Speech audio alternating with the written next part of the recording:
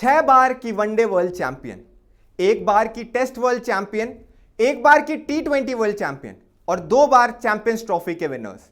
यह सीवी है Australian men's cricket team की। शायद ऑस्ट्रेलियन की मेंस क्रिकेट टीम आज तक की सबसे सक्सेसफुल क्रिकेट टीम रही हो, लेकिन अचानक से क्या हुआ है, 2023 के बाद ऑस्ट्रेलिया कोई भी चैंपियनशिप जीतने में कामयाब नहीं रही है। क्या ऑस्ट्रेलियन क्रिकेट का डाउनफॉल शुरू हो गया है? अब समय ऐसा आ चुका है कि शायद वो हमें ओलंपिक्स में भी खेलते हुए दिखाई नहीं देंगे।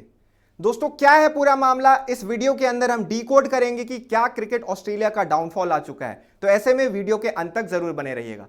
नमस्कार, मेरा नाम है इंद्रनील भारती और आप मेरे साथ देख रहे हैं स्पोर्ट्स पंच। दोस्तों, जैसा मैंने आप सबको बताया कि ऑस्ट्रेलियन मेन क्रिकेट टीम शायद दुनिया की सबसे सक्सेसफुल टीम में शामिल है। ना ही बस क्रिकेट में बल्कि खेल के इतिहास में उनसे सक्सेसफुल टीम्स बहुत कम हुई हैं। लेकिन अगर हाल में आप उनके परफॉर्मेंस की बात करेंगे तो उनकी हाल में परफॉर्मेंस बहुत ज़्यादा डाउनग्रेड कर गई है। इसके पीछे बहुत सारे कारण हैं। हालांकि पहले मैं आपको यह बताता हूं कि ऑस्ट्रेलिया ने पिछले कुछ दिनों में क्या किया है वर्ल्ड क्रिकेट में। दोस्तों, मैं आपको बताता हूं कि 2021 में वर्ल्ड चैंपियन के बनने के बाद ऑस्ट्रेलिया ने 2022, 2024 और 2026 के वर्ल्ड कप में कैसा परफॉर्म किया है। Since winning the T20 world cup in 2021, Australia was knocked out in the Super 12 stage in 2022 and crashed out in the Super 8s in 2024 following a shock defeat against Afghanistan. तो 2022 का जो world cup हुआ था वो Australia के घर पे हुआ था। उस वर्ल्ड कप में ऑस्ट्रेलिया की टीम सुपर 12 तक ही क्वालिफाई कर पाई थी। सुपर 12 में उन्हें न्यूजीलैंड के खिलाफ हार का सामना करना पड़ा था। उसके बाद एक मैच में बारिश हो गई थी, जिसके बाद ऑस्ट्रेलिया का सफर वहीं रुक गया और वो सुपर 4 के लिए क्वालिफाई नहीं कर पाए थे। अगर हम बात करें 2024 के वर्ल्ड कप की, तो वहां तो उन्होंने सुपर 8 तक का सफर कर लिया था, लेकिन सुपर 8 में उन्हें इंडिया और अफगानिस्तान के खिलाफ हार का सामना करना पड़ा था। ऐसे में वो सुपर 8 से ही बाहर हो गई थी। अब हम आते हैं 2026 में, जो सबसे रिसेंटली अभी एक हफ्ते पहले कंक्लूड हुआ है उनका कैंपेन। इस वर्ल्ड कप में यह हुआ कि ऑस्ट्रेलिया की टीम ठीक वर्ल्ड कप के पहले उन्होंने पाकिस्तान के खिलाफ एक सीरीज खेला। उस सीरीज में उन्हें 3-0 डिफीट का सामना करना पड़ा। ऐसे में लोगों ने सवाल उठाए कि क्या ऑस्ट्रेलिया की टीम के प्रिपरेशन सही हैं, क्या वो स्पिन खेलने के लिए सब कॉन्टिनेंट में तैयार हैं। तो लोगों ने बोला कि यार, ऑस्ट्रेलिया की टीम है, वर्ल्ड कप के ठीक पहले ऐसे ही परफॉर्म करती है, अपना बेस्ट जो है वो वर्ल्ड कप के लिए बचा कर रखते हैं। लेकिन जब वर्ल्ड कप आया तो पहले मैच में आराम से उन्होंने कन्विंसिंग जीत तो दर्ज कर ली थी, लेकिन जब दूसरे मैच में उन्हें जिम्बाब्वे की टीम का सामना करना पड़ा तो वहां हमें दिखी कमियां। ऑस्ट्रेलिया की टीम में काफ़ी सारी कमियां नजर आई जो जिम्बाब्वे ने एक्सपोज कर दिया। ठीक है, वहां तक लोगों ने बोला कि हो सकता है ये वन टाइम थिंग हो। अगले मैच में उन्होंने श्रीलंका के अगेंस्ट खेला। श्रीलंका के अगेंस्ट अगर आप करेंट श्रीलंकन टीम और ऑस्ट्रेलियन टीम को देखेंगे तो डिफरेंस काफ़ी ज़्यादा है। हर कोई यही मानेगा कि ऑस्ट्रेलिया की टीम बहुत आराम से श्रीलंका को हरा लेगी, लेकिन मैच में बिल्कुल ऑपोजिट हुआ। ऑस्ट्रेलिया ने वहां पे ऑलमोस्ट 190 रन्स का टोटल सेट किया था, जिसको श्रीलंका ने बहुत मक्खन की तरह चेज कर डाला। तो सवाल उठने लगे, ऑस्ट्रेलिया के ऊपर बहुत सवाल उठे कि बार बार लगातार 3 बार ऐसा क्यों हुआ कि ऑस्ट्रेलिया की टीम सुपर 8 या सेमीज तक भी क्वालिफाई नहीं कर पाई। अब मैं आपको बताता हूं इसके पीछे का कारण क्या है। ऑस्ट्रेलिया की टीम में बहुत सारी कमियां नजर आ रही हैं, major problems with in Australia. पहला तो एजिंग साइड। ऑस्ट्रेलिया के मोस्ट ऑफ द जो प्लेयर्स हैं, जो उनका गोल्डन एरा चला था, अगर आप उस एरा को 2015 से लेकर 2023 तक देखें तो उनकी जो साइड है वो अब एज कर रही है। उसमें जो सुपरस्टार्स थे, आप उनका नाम लें, Steve Smith, Mitchell Starc, PAT Cummins, Josh Hazlewood, David Warner जो ऑलरेडी रिटायर हो चुके हैं। इसी बीच ट्रेविस हेड भी आए, हालांकि अभी उनकी उम्र ज़्यादा नहीं है, लेकिन जो उनके मेन सुपरस्टार्स थे, उनके बड़े सुपरस्टार्स थे, अब वो एज करने लग गए हैं। उनमें से तो अब आप जानते हैं मिचेल स्टार्क ने T20 वर्ल्ड कप खेला ही नहीं। डेविड वार्नर 2 साल पहले ही रिटायर हो चुके हैं। तो सबसे बड़ी कमी है कि उनकी जो वो टीम थी, जो इसमें गोल्डन फेज था उनका, उसके मेजर जो सुपरस्टार्स हैं वो ऑलरेडी बुढ़े हो चुके हैं। दूसरी जो पॉइंट है वो है lack of bowling depth in the white ball cricket. अब ऑस्ट्रेलिया की व्हाइट बॉल क्रिकेट और रेड बॉल क्रिकेट को अलग करने का समय आ गया है। ऐसा मैं क्यों बोल रहा हूं? क्योंकि ऑस्ट्रेलिया की व्हाइट बॉल क्रिकेट में आप देखेंगे तो एक मोनोटोनी आ गई है। मोनोटोनी इन द सेंस कि सेम जो उनके प्लेयर्स व्हाइट बॉल क्रिकेट खेलते हैं वो रेड बॉल क्रिकेट भी खेलते हैं। उस टीम में दोनों टीमों को आप अगर मिलाकर देखेंगे तो रेड बॉल क्रिकेट में वो टीम अच्छा कर रही है, क्योंकि उनके पास एक्सपीरियंस है, उनके प्लेयर्स पुराने हो चुके हैं, उनको दुनिया भर में खेलने का एक्सपीरियंस हो चुका है। लेकिन व्हाइट बॉल क्रिकेट में जो उनके प्लेयर्स आ रहे हैं, नए प्लेयर्स आ रहे हैं, उनको इस चीज का अभी एक्सपीरियंस नहीं है। उन्होंने बहुत ज्यादा क्रिकेट इधर उधर नहीं खेल रखा है। कुछ प्लेयर्स हैं जो आईपीएल खेलते हैं, लेकिन एक्सपीरियंस के उन प्लेयर्स में भारी कमी है। इसी वजह से उनकी जो बॉलिंग डेप्थ है, जो उनके सुपरस्टार्स हैं, आप बात करें मिचेल स्टार्क की, पैट कमिंस की और हेजलवुड की, आप टेस्ट मैच में भी अगर ये प्लेयर्स इंजर्ड होते हैं तो उसके बाद उनका कोई विकल्प नजर नहीं आता। स्कॉट बॉलैंड है उनकी टीम में, जो कोई भी प्लेयर इंजर्ड होता है तो उसको रिप्लेस करने आते हैं, लेकिन स्कॉट बॉलैंड खुद 36 ईयर्स ओल्ड है। तो ऐसे में क्या ऑस्ट्रेलिया के पास वो डेप्थ है? उनके पास जो यंग पेसर्स आ रहे हैं, आप एक दो आप नाम अगर याद करेंगे तो झाई रिचर्डसन जो 29 ईयर्स के हैं, लेकिन झाई रिचर्डसन भी बहुत ज़्यादा इंजरी कंसर्न्स होती हैं उनको। उसके अलावा अगर आप बात करें तो महाली बियर्डमन करके एक प्लेयर आ रहे थे, लेकिन अभी हाल में उनको T20 सीरीज में शामिल किया गया था पाकिस्तान के खिलाफ। अब इंजरी की वजह से वो उससे भी बाहर हो गए।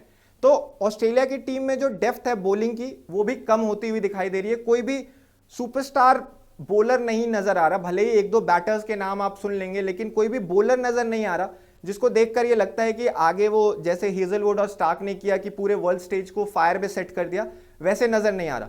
इसमें ऑस्ट्रेलिया की खुद की भी गलती रही है। क्यों? क्योंकि उन्होंने ग्रूम किया ही नहीं। जो यंग क्रॉप ऑफ पेसर्स है उनको उन्होंने ग्रूम किया ही नहीं। जो उनके सुपरस्टार्स थे उनको वो पूरे टाइम खिलाते रहे, उनको रेस्ट करने का भी मौका बहुत कम मिला। ऐसे में जो पुराने प्लेयर्स थे उनके स्कॉट बोलैंड या माइकल नेसर, उनको शामिल किया जाता था टीम में अगर किसी को इंजरी होती थी, क्योंकि शायद वो एक्सपीरियंस, वो शॉर्ट टर्म इन्वेस्टमेंट देखते थे। शायद वो इस चीज को देखते थे कि कैसे उस टाइम पे मैच जीता जाए। अब आते हैं तीसरे पॉइंट पे। तीसरा पॉइंट है lack of good players of spin. इस वर्ल्ड कप में हमें ये साफ देखने को मिला है कि ऑस्ट्रेलिया की टीम में जो प्लेयर्स हैं, स्पेशली मिडिल ऑर्डर में, उनको स्पिन अच्छे से खेलना नहीं आता। आप बात कर ले, हालांकि उनके टीम में 2-3 प्लेयर्स हैं, आप ओपनर्स को ले ले, मिचेल मार्श या ट्रैविस हेड, या नीचे से आप ग्लेन मैक्सवेल या जॉश इंग्लिश की बात करें, तो ये कुछ ऐसे प्लेयर्स हैं जो अच्छा स्पिन खेलते हैं। लेकिन अगर बाकी जो नए प्लेयर्स आ रहे हैं, अब टिम डेविड की बात कर लें या बाकी जो नए प्लेयर्स हैं ऑस्ट्रेलियन टीम में, वो स्पिन के अगेंस्ट उतने कारगर नहीं है। मार्कस स्टोइनिस का भी आप नाम ले सकते हैं। तो अगर आप सब कॉन्टिनेंट में खेलने आते हैं, आप इंडिया या श्रीलंका में खेलने आते हैं, और यहां अगर आपके बैटर्स को स्पिन खेलना नहीं आएगा, तो ये आपके लिए एक बहुत बड़ी थ्रेट है। ये आपको ऑलरेडी टूर्नामेंट के पहले ही फेवरेट्स होने से हटा देता है। हम चौथे पॉइंट पे आते हैं, side not playing together regularly. यहां पे ये बहुत जरूरी पॉइंट है। ये जरूरी पॉइंट क्यों है? क्योंकि ऑस्ट्रेलिया की जो टीम है रेड बॉल की और व्हाइट बॉल की, उसमें ज्यादा अंतर नहीं है। वहां पे जो बड़े नाम है, ट्रैविस हेड का नाम ले लें आप, पैट कमिंस का नाम ले ले, जॉश हेजलवुड का नाम ले ले, मिचेल स्टार्क भी अभी भी वनडे फॉर्मेट खेलते हैं। तो उनके जो बड़े प्लेयर्स हैं वो अभी भी दोनों फॉर्मेट खेल रहे हैं, रेड बॉल भी खेल रहे हैं, व्हाइट बॉल भी खेल रहे हैं। अगर आप वहीं दूसरी टीमों से कंपेयर करें, टेक फॉर एग्जांपल इंडिया की जो व्हाइट बॉल टीम है वो पूरी तरह से अलग हो चुकी है रेड बॉल टीम से। वहां पे आपको हार्डली 2-3 चेहरे ही नजर आएंगे जो तीनों फॉर्मेट खेलते हो। ऑस्ट्रेलिया शायद इस चीज को समझने में लेट कर रही है, क्योंकि उनके जो प्लेयर्स हैं वो रेगुलरली तीनों फॉर्मेट खेलते हैं, और उस वजह से क्या होता है कि उनको बहुत सारे मैचेस में रेस्ट दिया जाता है। जो टेस्ट मैचेस के प्लेयर होते हैं उनको ओडीआईज नहीं खिलाया जाता ज़्यादा, या उनको T20s नहीं खिलाया जाता ज़्यादा। तो ऐसे में क्या होता है कि प्लेयर्स जो हैं उनको साथ में टाइम स्पेंड करने का मौका नहीं मिलता। अब आप एग्जांपल लें इंडियन T20 साइड का। ये जो T20 साइड है इंडियन टीम की, ये पिछले 1 साल से साथ में खेल रही है। क्यों? क्योंकि हमारा जो व्हाइट बॉल का सेटअप है वो पूरी तरह से अलग है रेड बॉल सेटअप से। तो ऐसे में हमें ये देखने को मिल रहा है कि अगर आज मॉडर्न डे क्रिकेट में टीमें अपने आप को बाइफरकेट नहीं करेंगी 2 अलग अलग फॉर्मेट्स के लिए, तो टीम्स को मुश्किल होगा। क्या करने में मुश्किल होगा? अडेप्ट करने में।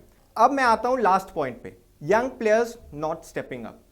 ऑस्ट्रेलिया ने ऐसा नहीं है कि बस एक्सपीरियंस प्लेयर्स पे ही काम किया है, उन्होंने इन्वेस्ट किया है कुछ यंग प्लेयर्स के ऊपर, लेकिन यंग प्लेयर्स ऑस्ट्रेलिया के जो पहले के होते थे वो शायद ज्यादा पके हुए आते थे, उन्होंने शायद ज्यादा कॉम्पिटिटिव क्रिकेट खेला हुआ था। अब जो यंग प्लेयर्स आ रहे हैं उनमें वो पोटेंशियल नजर नहीं आता।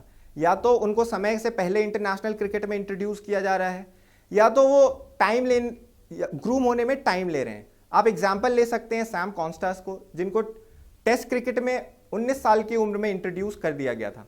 आप ले सकते हैं एग्जाम्पल कूपर कोनॉली को, जो मात्र 20 साल की उम्र में टीम में आ गए थे। लेकिन ऑस्ट्रेलिया की टीम में जो भी 19 या 20 साल की उम्र में भी टीम में आता है उसमें पोटेंशियल नजर आता है, या फिर उन्होंने थोड़े ग्लिम्स दे रखे होते हैं। अभी जो नए क्रॉप ऑफ यंग प्लेयर्स आ रहे हैं ऑस्ट्रेलियन टीम में, उनमें वो बात नजर नहीं आती है। तो ये थे मेजर प्रॉब्लम्स जो ऑस्ट्रेलियन क्रिकेट के विद इन समझ में आ रहे हैं। अब इसमें से ऑस्ट्रेलिया क्रिकेट कैसे इन सभी चीज़ों को एड्रेस करती है, कौन सा मेथड अपनाती है, क्या वो यंग और एक्सपीरियंस प्लेयर्स को साथ में खिलाना चाहते हैं, या उनके कुछ एक्सपीरियंस खिलाड़ी हैं जिन्होंने सब कुछ अचीव कर रखा है, उनको रिटायर कराने का समय आ गया है, ये अब रिस्पॉन्सिबिलिटी ऑस्ट्रेलियन क्रिकेट की है, क्योंकि ऑस्ट्रेलिया के बिना वर्ल्ड क्रिकेट सूना है। अब मैंने इस पॉइंट को लिंक इसीलिए किया है ओलंपिक्स के साथ, क्योंकि अब एक बड़ी खबर सुनने को मिल रही है। खबर यह है कि ऑस्ट्रेलियन क्रिकेट शायद हमें ओलंपिक्स 2028 में डायरेक्टली क्वालिफाई होती हुई नजर ना आए। ऐसा मैं क्यों बोल रहा हूं? क्योंकि ऑस्ट्रेलिया ऑलरेडी ग्रुप एग्जिट कर चुकी है, और जो ओलंपिक्स के रूल्स हैं उसमें बस एक ही टीम एक कॉन्टिनेंट से वर्ल्ड ओलंपिक्स के लिए क्वालिफाई कर सकती है। तो ऑस्ट्रेलिया और न्यूजीलैंड, अभी उन दोनों टीमों में रैंकिंग्स की बात करें तो 8 पॉइंट्स का अंतर है। अगर न्यूजीलैंड की टीम यहां पर वर्ल्ड कप जीतने में सक्सेसफुल होती है, क्योंकि न्यूजीलैंड ने ऑलरेडी सुपर 8 के लिए क्वालिफाई कर लिया है, तो अगर न्यूजीलैंड की टीम वर्ल्ड कप जीतने में सक्सेसफुल होती है तो ऐसा भी हो सकता है कि शायद ऑस्ट्रेलिया डायरेक्टली क्वालिफाई ना करे ओलंपिक्स के लिए और उनको बाकी टीमों के साथ कॉम्पीट करना पड़े एक स्पॉट के लिए। Australia out of Olympics, having entered the tournament comfortably ahead of New Zealand in world rankings, that will determine automatic Olympic qualification places at the end of the cup. Australia's early elimination may have opened the door for the Black Caps to overtake them. Based on ranking calculation that the competing teams were still looking into the Wednesday, the Black Caps may not be able to earn Olympics qualification by venturing into the semi-finals or beyond. New Zealand has a strong track record of doing so, getting to at least the tournament semis in 2017, 2016, 2021 and 2022. Should that eventuate, Australia would be tossed into a dog-eat-dog qualification tournament with the multiple other second-ranking teams for the last place in 6-team men's T20 event in LA. The Olympic rankings cutoff was recently agreed at ICC level to the end of the World Cup, with final and IOC approval still pending. तो ICC ने जो नियम बनाए हैं Olympics के लिए, उसमें ICC ने ये बोला है कि अगर आपको ओलंपिक्स खेलना है उसमें आपको हर कॉन्टिनेंट से एक टीम खेलती हुई नजर आएगी। अगर हम बात करें ऑस्ट्रेलिया जो कॉन्टिनेंट है उसमें से या तो ऑस्ट्रेलिया की टीम डायरेक्टली क्वालिफाई करेगी या न्यूजीलैंड की। तो ऑस्ट्रेलिया की टीम अगर पहले ही बाहर हो गई, जो वो ऑलरेडी हो चुके हैं, और न्यूजीलैंड की टीम अगर सक्सेसफुल रही फाइनल्स तक जाने में या फाइनल्स जीतने में, तो हमें यह भी नजर आएगा कि ऑस्ट्रेलिया हमें फिर क्वालिफिकेशन राउंड खेलते हुए नजर आए। अब इस क्वालिफिकेशन राउंड में कौन होगा, बाकी की टीमें कौन सी होंगी? बाकी की टीमें होंगी जो बाकी के अदर कॉन्टिनेंट से, एशिया, अफ्रीका, नॉर्थ अमेरिका, इन सब की जो सेकेंड बेस्ट टीम है उनके बीच में मुकाबला होगा छठे स्पॉट के लिए, क्योंकि ओलंपिक्स में मात्र 6 टीमें खेलेंगी। तो ऑस्ट्रेलिया को इन सभी टीमों के अगेंस्ट कॉम्पीट करना पड़ेगा। दोस्तों, किसने सोचा होगा कि ऑस्ट्रेलियन क्रिकेट को इस दिन का इंतजार करना पड़ेगा, यह दिन देखना पड़ेगा जब उनको बाकी टीमों के साथ ओलंपिक्स में कॉम्पीट करने के लिए भी लड़ना पड़े। ऑस्ट्रेलियन क्रिकेट का डाउनफॉल कह सकते हैं आ चुका है, क्योंकि इसके बाद हमें कुछ आसार नजर नहीं आ रहे जहां से ऑस्ट्रेलियन क्रिकेट आगे बढ़ती हुई नजर आएगी। अगर ये जो उनका करंट लॉट ऑफ प्लेयर्स है ये अगर यहां पे रुक जाता है, यहां से अगर प्लेयर्स रिटायर होते हैं या फिर यहां से अगर वो बाहर जाते हैं, तो इसके बाद आगे किस तरह का फ्यूचर होगा ऑस्ट्रेलियन क्रिकेट का, यह बता पाना बहुत मुश्किल है। दोस्तों, इस पूरे मामले में आपकी क्या राय है हमें कमेंट सेक्शन में जरूर बताइएगा। अगर वीडियो पसंद आया तो लाइक करें, कमेंट करें और शेयर करें, और चैनल को सब्सक्राइब भी करें। तब तक के लिए दोस्तों देखते रहिए स्पोर्ट्स पंच, आपका अपना मंच।